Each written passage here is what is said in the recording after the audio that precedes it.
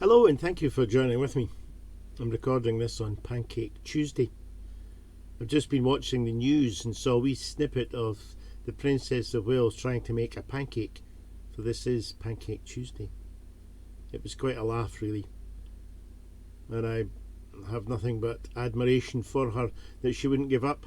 The poor pancake stuck and it wouldn't flip, and she had to scrape it up until she was able to toss it, but she never gave up, and there's a lesson for us all. And she could laugh at herself. I wouldn't have done anything like that in public, yet alone with all the media following me. So well done, the Princess of Wales, for not giving up. Anyway, back to the reason for Pancake Tuesday.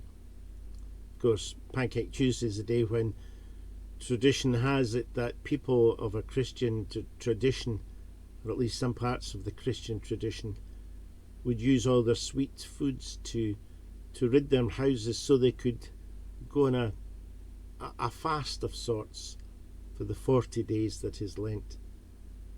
40 days reminding us of Jesus being in the desert. There he didn't eat for day or night. 40 days where he suffered the temptations of the devil. 40 days where he prepared himself for the ministry that would save the world. Yes, that's you and me. His time in that wilderness was preparing himself, communing with his Father, affirming his ministry, a ministry that would begin with changing water into wine, a ministry that would change not just water into wine, but ordinary fishermen into disciples, ordinary folk like you and me into followers. A ministry that would and does change people's lives.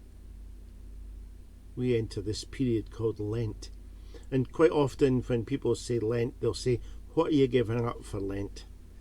And often I'll tell them this. And this year I'm doing the same. I'm giving up, among other things, chocolate.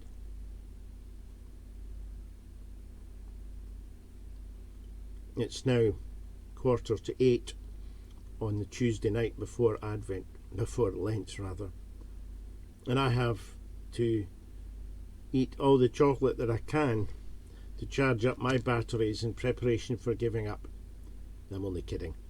That'll be the only chocolate that I'll eat between now and Easter. I find myself that this is not a challenge, it's just a bit of self-discipline. But some things are challenging. And Lent is a time to encourage us to challenge ourselves. Not so much about what we can give up, but what we can do. Perhaps in Lent, we can prepare ourselves and become closer to God as Jesus did in the wilderness. We can prepare ourselves through prayer, through Bible readings, through worship. We can prepare ourselves to recognize that great salvation won for us through Jesus on a cross.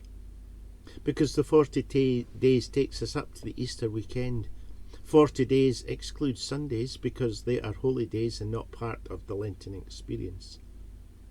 But 40 days to prepare us.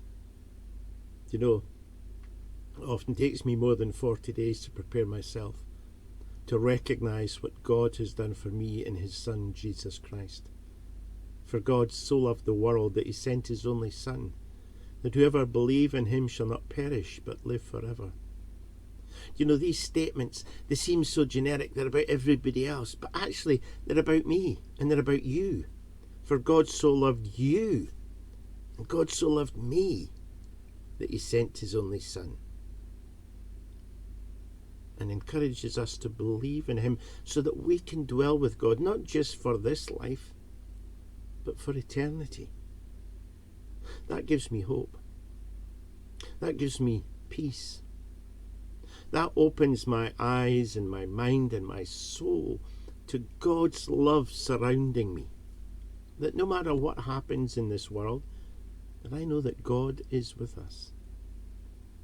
And God showed his love for us in that he sent his Son, to go 40 days in the wilderness without food. Me, I think I'm being good if I give up chocolate for 40 days. Christ gave up food for 40 days.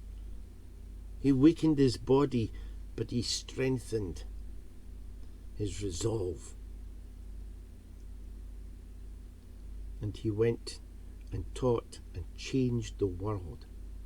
It started with a few fishermen and others who became disciples. The disciples told stories of Jesus, and others became followers, until Christian movement spread throughout the world and reached you and me. 40 days is not a long time for us to give up, maybe not chocolate, but to give up just thinking about ourselves, rather to think about Jesus and what he's done for us. Over the course of the next 6 weeks or so, every week I'm going to post something, probably on different days, on our Facebook and YouTube channel. Another wee reflection. Probably next time it'll be more biblically based than me just blethering. But anyway, may God bless you. May his face shine upon you and give you peace. And thank you for watching. Bye-bye.